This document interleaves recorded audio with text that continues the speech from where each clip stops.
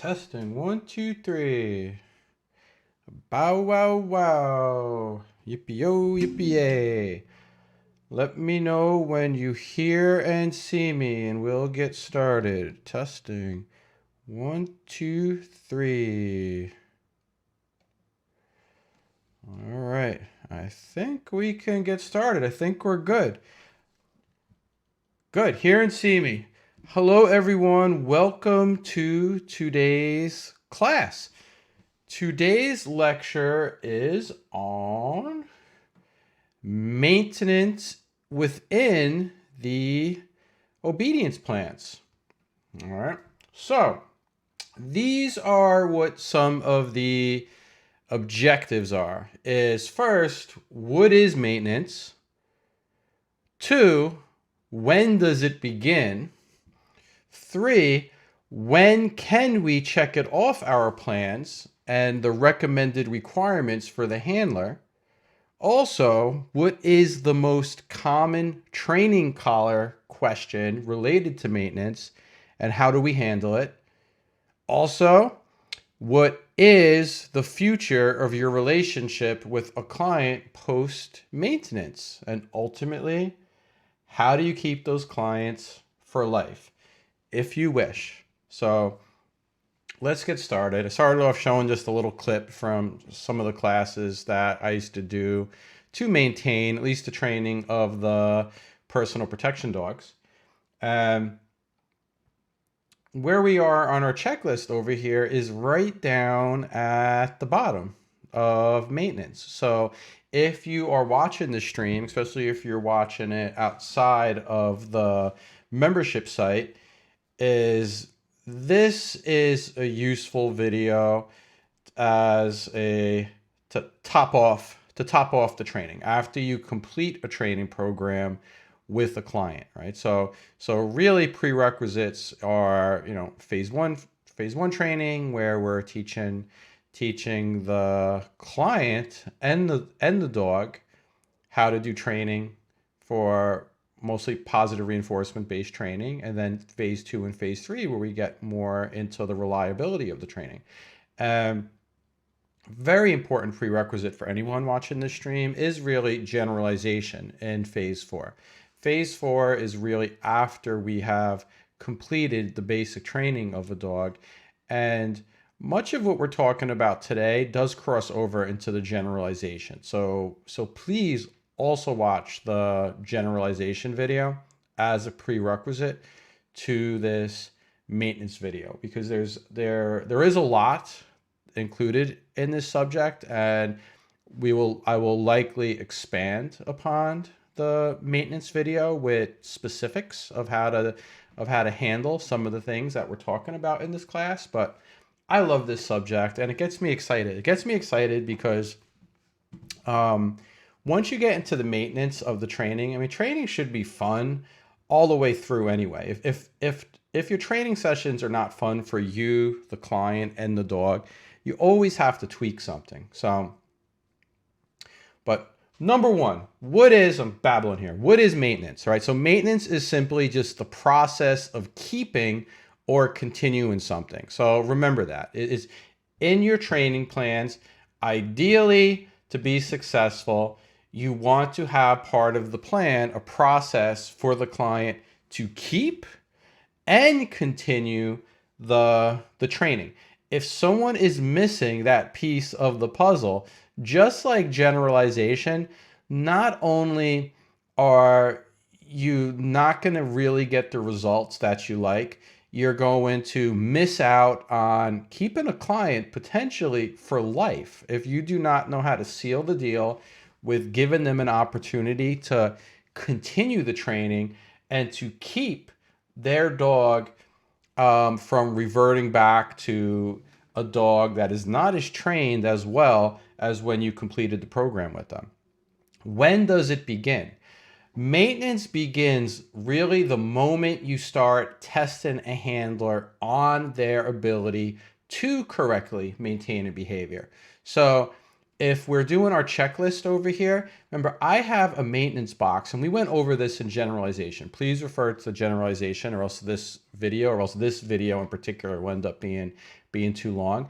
Is basically what we want is we do want to circle the maintenance box when you start testing the client on their ability to maintain the each particular command, but make sure they understand how to maintain each particular command within your checklist. Now, when can we check it off our plan? We can check it off our plan when typo here is when the client has a clear understanding of what and why a skill is needed. All right. The handler. So what we want to do is we check it off. There's three things we want to do here. Is one, we want to make sure the handler does have a clear understanding of what and why that particular skill is needed that you're teaching them. Number two, you want to make sure that the handler is tested on that skill. Test the handler on that skill and check off the box. Number three, you want to make sure the handler is supplied at minimally with reference material to refer to for continued maintenance. So I'm going to show you in this lecture some ideas where you can keep them, which I suggest is to keep every client forever. Always give them opportunities to practice the training and to maintain the training. But at the very least, it is ethical if you do not want to hold all these classes and have all these things available for your past clients. At the very least, what you would like to check off that maintenance box is make sure that they understand how to maintain, give them reference material. Reference material can be in the form of written material, charts, and instructional video. I used all three of those for the client. So they always have something to refer to. They know how to maintain the training. Next thing that I want to go over is the big collar question. Is when you complete a training program. And often you get this actually at the beginning of a training program. This question usually does not, I actually find this question more at the beginning of a training collar. And that is anyone who's been training that's training the dog in true obedience and using any type of training collar. So I just put a blank over here. Is will my dog always need to wear the fill in the blank collar? So will my dog always need to wear the Halti collar, the e-collar, the prong collar, the no pull harness? It does not really matter. So whatever training device is that is the big training collar question that I wanted to include in this lecture because everyone ends up getting this question. So my advice is to always answer the question, stay technical. Does it make sense on paper and practically that the dog will be reliable without a collar in a particular scenario? You base your answers around that. Now I'm going to give you some examples. These are things that you should think about before you deal with a client, before you answer that question. Is first, obviously, seek first to understand why the question is being asked in the first place. For instance, do you have a client that plans to compete with the dog in some sort of dog sport or needs to pass some sort of test, a canine good citizen test or something like that? And are there requirements where they're not allowed to be wearing the collar in that particular environment? If that's the case, you want to be able to, make a plan for them where they're not going to need the collar just to pass those particular tests or whatever. You have to include it in the plan if that's their concern. If they have a plan, if they have a goal where they're not going to be able to wear a certain collar, make sure, using your knowledge from the training, that you make a plan that reflects that, and to be honest and ethical if what they are asking is simply not feasible or not possible or not likely. All right. Everything you can give an answer that makes sense on paper if you understand training. Next is sometimes it's just concern about public opinion. So if it's concern about public opinion and you find out what, if you ask them, um, you know, why, do you care if the dog is always wearing a halty collar or a prong collar or an e-collar, and what's your main concern? If it is concern about public opinion, make sure that you address that, or this can steer the way that you answer the question. Sometimes it is simply, if it's going to be easier to maintain the obedience by having certain training collars on, sometimes it's just a matter of changing up training collars so they don't look as scary to the public that doesn't understand them. For example, there's alternatives. I know in other streams we talked about like precision collars that can be used instead of prong collars, that it just looks like a regular collar while out in public. There's covers for prong collars. There's certain brands of e-collars that have a lower profile compared to others. You could put bandanas over things. Like sometimes the answer is not even necessarily involve removing a training collar. It's just giving them solutions. Also, is it just based off of convenience? Like, for example, do the clients, are they concerned that, oh, every time they wake up in the morning and they take their dogs out for their morning walk, do they have to put an e-collar on the dog, or do they have to put a prong collar on the dog or something like that? So we want to make sure that we're going to address these properly, which I'm going to get into. And next is also just ignorance. Like they have some people, this is more common really early in a training program, maybe as soon as you first get the client, is that they just are expecting you to help them train the dog, and they're expecting the dog to become Lassie or Rin Tin Tin or whatever, where you're just going to like talk to the dog, give the dog commands, and the dog just is going to obey without ever needing to be reinforced, without any type of consequences, whether they do a command or not do the command. The dog's just going to obey, and you're going to get complete ignorance from some clients, and that's very common in the beginning of training programs. So the way we handle this is two different ways. One, you explain in technical terms. So I always go technical, and I explain to people that in training, that you abide by high standards, and you do everything possible, which is true if you're following foundation style dog training, you're following ABA, that from a scientific point of view is you are going to help them train the dog to be as reliable as possible in every situation. And the owner is going to learn through the concepts of maintenance, which we're going to get into, is when they need to use certain training equipment or have it on, and when they do not have to. All right, you have to explain to them that is part of your job, that they need to understand it and basically be able to answer their own questions. But the broad answer is no, they do not always need to wear a training collar, but it's a big depends on the situation. And then I like to go into more practical terms and explain things by using analogies and giving them examples. So go to examples that I generally give people are guide dogs for the blind. All right, guide dogs for the blind. It's usually because I see the guided eyes for the blind dog a lot in my neighborhood. They train in my area, and these are dogs that are selectively bred to be very obedient, are very impressive with the things that they're able to do. And around here, they even use some pretty old, they use reward-based training, but then they also use choker collars, last I saw, to apply discipline. Although it is very, very rare that I see with these dogs that are more advanced ever need any type of correction, which they just use a snap on the choker collar. I only seen, I've watched tons and tons.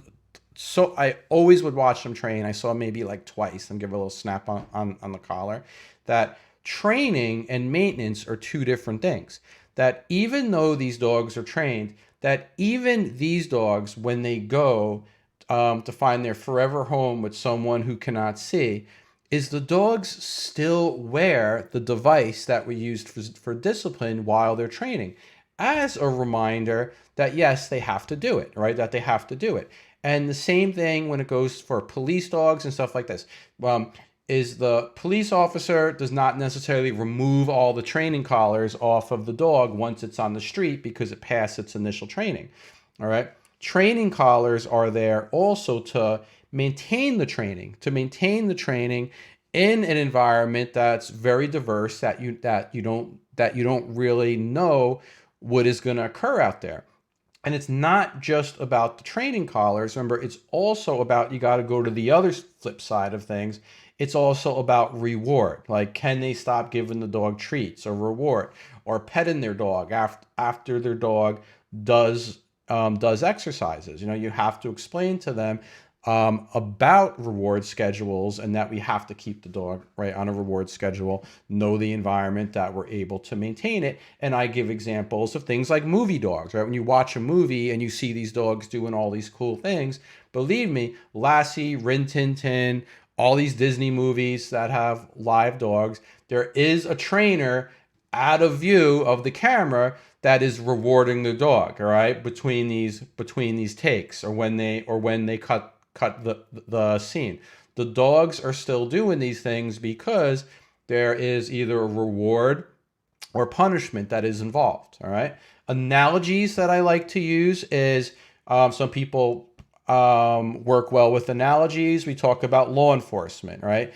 That people do not get in trouble. We don't need to get punished. We don't need to be in jail. We don't need to get tickets. But there are police officers present. We have state troopers on the side of the highway that are present. We know they're there. It helps keep us, drive safely. Is you need this. And the last analogy that I like to make is just simple employment policies for people, right? Is when someone understands their job, they get hired, they were trained how to do their job. They are mostly 99.9% of the time, everything that they do is generally based off of the reward of doing it. They're going to get a paycheck. They're going to take pride in the job. They're going to do like that. Yet, there is still something in place to provide discipline, such as getting written up or ultimately getting fired. It is present, all right? It is present, but we cannot expect the dogs to defy the laws of nature, all right? So analogies and having a plan, always have scripts in your head so you can address these particular questions. Let me see. Art says, matter of fact, if I remember right, there wasn't one Lassie in one movie, but several different ones, right? They just look the same. Oh yeah. So people get these ideas in their head of what a trained dog is and how you maintain it. You don't need any training collars on them or anything like that. All right. But that being said, is ultimately what we want to do is, you want to, typos all over the place. Sorry guys. Is ultimately make it clear it is their choice based off of what is most important to them. All right. So the best trained dogs, that's why I highlighted this right down there. The best trained dogs have the best trained handlers. Period. So whenever anyone sees a dog that is really well trained or very obedient, genetics has a big part to do with it, right? But outside of the genetics and the dog doing what it wants to do anyway on its own, which we see with a lot of working dogs, that there's really not obedience involved. They're just doing what they want to. When you have well-trained dogs that obey in all types of environments where normally they would not want to obey, it is not the result of, it is the result of good training, but it's more so the result of a disciplined handler that understands how to maintain the training. So drive that point home to the clients. Now, concepts that all clients should know. Make sure clients know these. If they do not know these, I promise it's not going to be as smooth of a transition from having you as a safety net all the time to going off on their own and being able to maintain the training. Is leash handling. All right. I never really had like a handout or something that showed how to do it. I always had a video that it was easy for them to get to. Um, and I've had trainers on here, members that have made much more concise, I would say better, um, better videos compared to my sort of goofy one I have over here. But if you want to have an idea, I have this video over here that explains how to handle a leash. If the owners do not know how to handle a leash, it's very hard for them to maintain the training. So I always include a leash handling lesson inside of my training plans with the clients. Next is make sure very early on in the training that you are drilling command structure with the owners. Ideally, if you're following foundation style training, as you move from task to, from checklist to checklist, if you're doing private lessons, it's actually pretty easy to build the command structure with the owner because they learn it along the way. It's part of your lessons. But you need an extra focus on this if you do an in-kennel type of program, because if they have not taken part in every single piece of the training, make sure that you add to the lessons of teaching them command structure and make sure they know how to do it.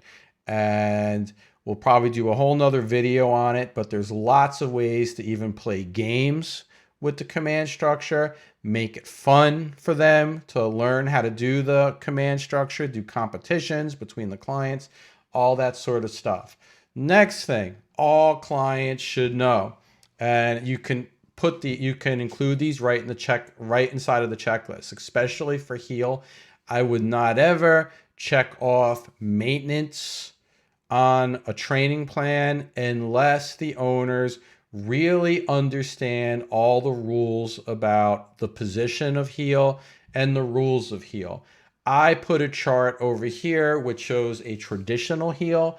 If someone is doing a training plan for whatever reason, they're doing a more competitive heel or a more military style heel where the dog is parallel as opposed to behind the heel, adjust your charts accordingly. All right. But this was something I wanted the owners to know. And I also made sure, like I say, we have videos on heel, and this video is meant for people that have that understand the training up to this point, is do not forget, just like our command structure chart over here includes the condition punishers, make sure you include the condition punishers on the chart over here, all right? Or else the handlers are going to be punishing their dog like 90% at least more than necessary compared to if they do not understand how to do condition punishers. So for example, with the heel, I do a chart showing exactly where the heel is supposed to be. I stagger the legs to show that it's supposed to be behind the left foot on every single step, that I don't want to have the paws up here parallel to the left foot, even if it's above the right foot. So I make that the borderline. I make a clear line that the toenails do not cross the back of the left heel if you're doing a traditional heel. And I make sure I put reference to the condition punishers, that if the dog was going a little bit too quick, the dog would get the equivalent of giving it a warning or telling it no by just slowing down a step. The dog should have been taught formally just to slow back down, and the owner goes back to their normal pace, right? And then they won't get any sort of punishment. If the dog is going wide, the owner should know, right, to fade right, to do a little bit of a sidestep. The dog comes closer. Make sure the owners know this, right? I want them to know this if I'm going to check off a maintenance block in the plan. And as I referred to in the generalization video, if you're training a dog for a family, you do separate maintenance checklists for every family member, all right? Make it very clear you do not guarantee any type of training. The training, especially if you're doing in kennel, is only good for those that are trained on how to maintain it. All right. Next thing that I always make sure is I want to make sure owners have a clear understanding of competing motivators and what works best for each environment. All right. I put this dog training trilogy chart over here, just to show that the dogs in every environment, the dogs are going to respond to different things, and different things work best for different situations. And this really helps to solve the issue about the training collar questions, for example, too. For instance, the owners will know, right? A lot of them will know certain situations. It's like you have to know the situations and the competing motivators. In the morning, right? If you let the dogs out in the yard and they're just going to the bathroom, if you know when you call the dog and the dog is highly motivated because they know they're going to get breakfast or they're going to get a treat, you may not ever need to have you may not need any training collars, an e-collar or whatever on, right? If you have the dog on a good variable reward schedule, right? There's other situations too where you're out and about in the neighborhood, going past the neighbor's house that the dog is having some sort of territorial dispute with that it likes to bark at. They have to learn which situations that they may need to have a continuous punishment schedule ready, and when they may need to do both. They should be trained that they should be prepared in most cases to have the ability to work with their variable reward schedules, work with their continuous punishment schedules, and understand the concepts of Premack principle, where if the dogs obey you, they're generally going to get to do what they would rather be doing if you were not asking them to be doing obedience. So you want them to include that is in much plans together. But you want the owners to understand this, all right? If they understand those things, generally that's what I would require for maintenance, all right? You want them to be able to answer most of their own questions, troubleshoot their own problems. They need to have a good understanding. Next is continuing the training. So I want minimum, all right? Those things. I am going to check off minimum. If I'm doing a training contract, for example, if I'm doing an in-kennel training contract, I tell the clients nothing's really complete and that a lot of things are void on the contract as far as guaranteed obedience unless they take the handle lessons, and I check them off at the maintenance. If they don't come to those handler lessons, all family members don't come, and they don't practice and they can't complete some simple tests, I watch them. I like to show them that I check them off. That training is void, all right? That training is void.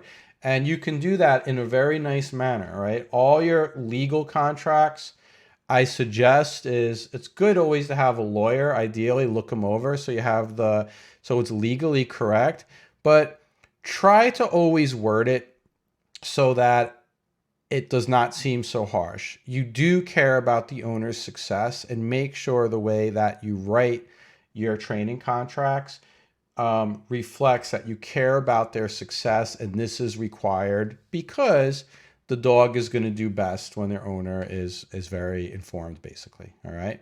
Now, maintenance not only does it include keeping the training that you've worked hard with the dog, it can include continuing the training. Right. The more they continue the training, the better, the better the dog gets. The dog gets better, and because automatically generalization keeps happening, right? We want to do a minimum of generalization of whatever, the generalization checklist in phase 4 is 100% reliable on what you're promising the owners of what situations the dog is going to obey in at the end of your contract. But through continuing, you can help the clients expand the generalization and have a lot of fun. And this is really where the fun begins. Um, what I used to really enjoy doing, and the clients love it. And I promise you, it's such a good business decision to have available for your clients the ability to continue the training and to have maintenance options, because you can make these things really fun. I'm just going to blow through some examples over here. Is for lifetime clients. If you, and I'll show some examples. Some of my examples over here is you can do obedience clubs where clients that have finished could simply come and practice obedience under your supervision. And you could set up scenarios, you could do fun things, you can give them tips on how to add new commands to the training. To give you an example, I had most of my standard obedience programs were just standard obedience, right? Off leash, come, heel, sit, down, come, leave it, basic control. But in the obedience clubs, which I'll show you a clip from. I have a clip where I filmed just an unedited over here, just to give you an example.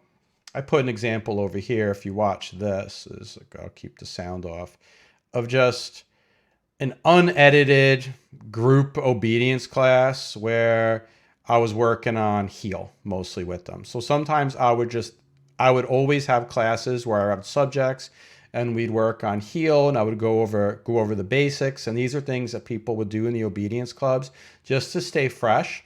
But also, I would also do things in my obedience clubs where the clients were able to work on new things and build upon the knowledge that they already have. For an example, would be like retrieving and stuff like that. Like I had a dog that originally came to me for aggression, for reactivity against other dogs and people. Then after the owner finished the obedience, not only did they do protection because it was fun to do with the dog, they in the obedience club they work on retrieving. And then they had their dog that was originally came to me for reactive and fear aggressive behavior, was now also doing the equivalent of service dog work.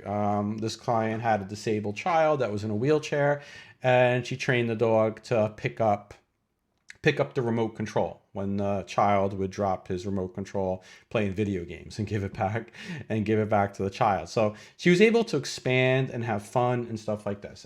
And these clients stay with you for years, even for life, for the lifetime of the dogs, that you would be surprised. All right. So other examples, personal protection clubs, you can do agility, you could do scent clubs, you could do service dog techniques, like which I was just explaining.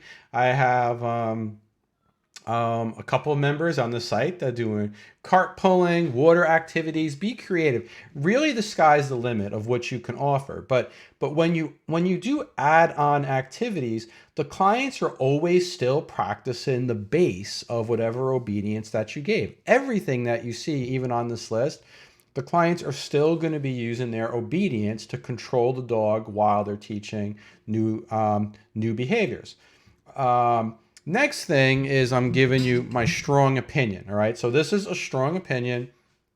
Is I enjoy dog sports, and a lot of people enjoy it, and it could be a lot of fun.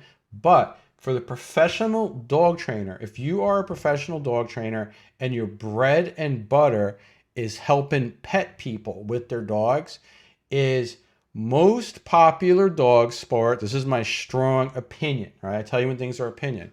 Do not support maintenance plans for the average client. If you offer a formal sports club, I recommend also offering groups that reflect real life handling. I'm going to go backwards here for a moment, back to the collar question, all right? Is to seek why they don't necessarily want to have a training collar on their dog. Are they interested in competing with their dog, right? If they are, and I've had clients that compete with their dog, and I made plans for that. But if you're doing a club, remember, and a dog has to compete without a training collar on, generally what the dogs are practicing in those clubs is designed to have the dog perform once, without training collars on, without the ability to praise, like on a training field. So sport training, I say, is usually designed to train a certain way to get the dog prepared to train once in a situation that is not like what they would do in real life, where they're not allowed to have training collars, they're not allowed to praise their dogs and stuff like that. So if you were doing that, and I definitely know trainers that do sport that know how to separate the two, that are really, really good sport trainers, compete themselves, and then also work with their pet clients and are not doing maintenance training through their sport clubs and are not making their pet dog owners necessarily do sport clubs unless the owner really wants to do it. Is I suggest is have separate training options where they handle the dog in the clubs the same way they will in real life. By doing that, in my opinion, you have better client retention for more dogs, for all dogs, because not all dogs are really cut out to do the sport work, and you can tailor it specifically for those pet dogs, and even the exercises and fun things specifically for those pet dogs. So I gave some examples over here. Right, I just put an unedited heel class that all dogs, it was just a mixture of pet dogs. Mostly I was dealing a lot of dogs that had aggression issues that came in originally for being reactive. Just looking at some of these dogs, that was definitely the case over there. But also you can, and I know this video, a lot of people have seen a lot of it over here before. I played it before, is, and this goes into the generalization, is if you're offering other clubs, I was focused on the command structure, the healing technique, the competing motivators. It is all the things I listed above over here. That is what we were working on in our obedience clubs. But then we made sure that we made it fun by having little contests and stuff like that. And to give you an example, I was doing protection stuff, right? Is in these maintenance clubs like this. I like this clip because this dog over here, Fritz, was a dog. Let's see. You gotta go. That in this video, I think he's like 11 years old, or he was older. This is a dog that was coming to me since he was 11 months old. All right, and for reactivity, he was mostly dog aggressive. He was reacting towards other dogs, and he's so strong. This dog, literally yanking the owner. I seen the dog when I first met him yank the owner right off of her feet. He was just a beast, Fritz. But she enjoyed had such a good experience with the obedience training with him that she then started doing protection training with him, and she continued to do maintenance programs right up into the dog was right into old age, right into the dog ended up passing away. I believe Fritz was at least 12 or 13, and then he ended up bloating at home and didn't make it out of the emergency room. But this is an example of a dog that she just had so much fun doing scenario training with him to upkeep the training that that it was a client for life. And not only was I able to keep this client for life, this right here was around the time I was stopping my own group classes. She continued to work with one of the other trainers, Josh, with his, he took over different activities and doing groups. And the clients that I had, they enjoyed upkeeping the training so much that they would just continue with him. So I'm not going to show all these videos here, but you can do tracking and trailing and all sorts of things with the owners. So I'm giving examples over here, but maintenance training, I cannot stress enough that you want to make sure this is in your training program, is to have a plan, is check it off to complete your contracts, but also from a business point of view, this is up to you, is you will always have, it is very, very good for business. And I'll tell you why. And I don't even have the notes for this. I'm just thinking of this right now. Is number one, is your maintenance dogs become your showcase dogs. So when clients want to check you out or talk about training, I would have them just come and watch one of the classes with the dogs that were there for any of the maintenance programs or expansion programs that they were doing. So they would see what dogs look like when they were finished being trained, and they could talk to the owners right there. It was just incredible for business. Two, you do not have to, you make money off of it, right? The clients, it becomes, if you do maintenance programs, I mean, you could do one-on-one maintenance programs, which you will have clients that do, but you can often do cheaper options for clients that have trained dogs, because you could more easily put them in group classes together, and then they can split the price of your time. And then depending on the amount of people in the class, it's a win-win. Is they get these fun interactive scenarios where they're working with other people, and you can make at least as much as you would by the hour while you're doing initial training with a client, whether it's private lessons or in kennel or stuff like that. The only drawback at all is you have to have space. Is, as a trainer, the more clients you build up, if you want to do maintenance programs and group classes, you just need the space with it. For me, I know, for example, I was working in a really big spot, and without ever spending a dime on advertising, is it snowballed so large. I don't even remember how many apprentice trainers, between hire trainers and apprentice trainers, is it was very, very easy to just max out. The sky is the limit. You know, if you're being an ethical trainer, people will find out for you. The classes become fun. They want to watch. Everyone wants to join. The good news is, if you watch any of my videos, even though I was doing a lot of work at Paladin Center, um, other trainers could mimic the stuff very easily, because you can do this stuff almost at any location. Is, you have a any big area, you have a big grass field where you can be creative. You have any type of building, right? Scenario training, as you can see, is you don't need anything fancy. It's like you can do this stuff almost anywhere. All right. Now, my conclusion is very simple.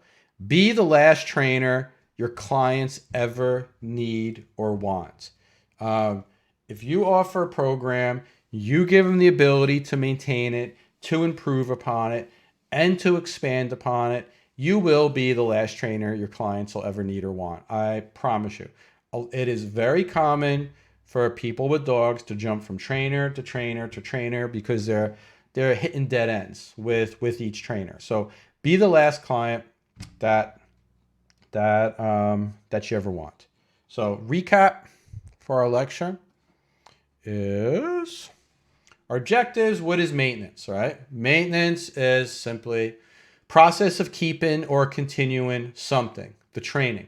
Make sure you mark it off. When does it begin? It begins the moment that the clients are aware that you are testing them on certain skills. Make sure you include it. Make sure you're very clear to your clients that it is important that they understand how to maintain the training, right? You're not waving a magic wand. The dog does not turn into Lassie. Recommended requirements for the handler is, make sure they know the mechanics of handling the leash and controlling the dog. Make sure they understand command structure. If healing is part of is something that you're teaching the client, make sure they know how to maintain that heel. That is a big one, right? Because that requires timing and mechanics. And definitely make sure that they understand the concepts of competing motivators and tweaking things for different environments, which we talked about in the generalization. Also, be prepared, rehearse, know how to answer questions about the training collars, training equipment. Not only training collars, given treats, all right? They're going to ask, when do I have to stop taking treats? When do I have to stop using the collars? Use your knowledge you gained up to this point to give them scientifically accurate answers. Rehearse it, be prepared for it, and if you do it right, you're going to comfort them with the answer, and they're going to know that you know what you're talking about. They know they have the best trainer that is not just blowing smoke up their butt, right? You're going to give them a good answer. What is the future of your relationship with a client post maintenance? That really is up to you. But just know you have a lot of options. It is very easy. Be creative, all right? If you're following this course, you're up until this point, really is the sky is the limit. And I can say for sure, even if you watch my videos, the trick is make it fun for the clients. I personally have been getting blown away from the members, even of the site over here, when they show me their private videos with their clients and their group classes of what they can do with this information and with their own personality, and just how warm and enjoyable and fun they can make these classes. That way better, even better than what I was doing, right? I'm giving out some base information, expand upon it, add your little salt and pepper to it, and it is just incredible. And it is just so fun. Maintenance programs, honestly, that was the hardest thing for me to give up. I used to have so much fun in my maintenance programs that if I didn't have another opportunity to expand upon what I was doing, mostly with teaching this material inside of a school and to other trainers, like I would still be doing that. That was the hardest work, hardest activity I think for me to ever give up in my whole life, is doing regular maintenance programs for the public. It was just so rewarding and so fun. If you do them, you're going to enjoy them so much. All right. And how to keep the clients for life is give them options. If they are having fun, they'll love it. You will have them for life, and they will return to you with their next dog to jump right back into the classes and do the training. All right. Your client turnaround is I said, you snowball clients very, very quickly if you have maintenance programs included into your business plan. I promise you. All right. So that's it for this lecture. And that's the end of this checklist. This is the end of the checklist that we have over here, the lectures. Be sure to review all of these. I do have, if you're watching this, if there's a replay, I know I do have 4.0 videos on these first couple over here, but I'm going to make new 5.0 videos, but maintenance is the conclusion of the checklist lectures. Thank you for those of you that are watching me live. If you have any further questions, I will hang out in the chat for a little bit after I stop the stream here. All right, everyone, enjoy the rest of your weekend, and I will be back Wednesday in the private Q&A to answer more questions live.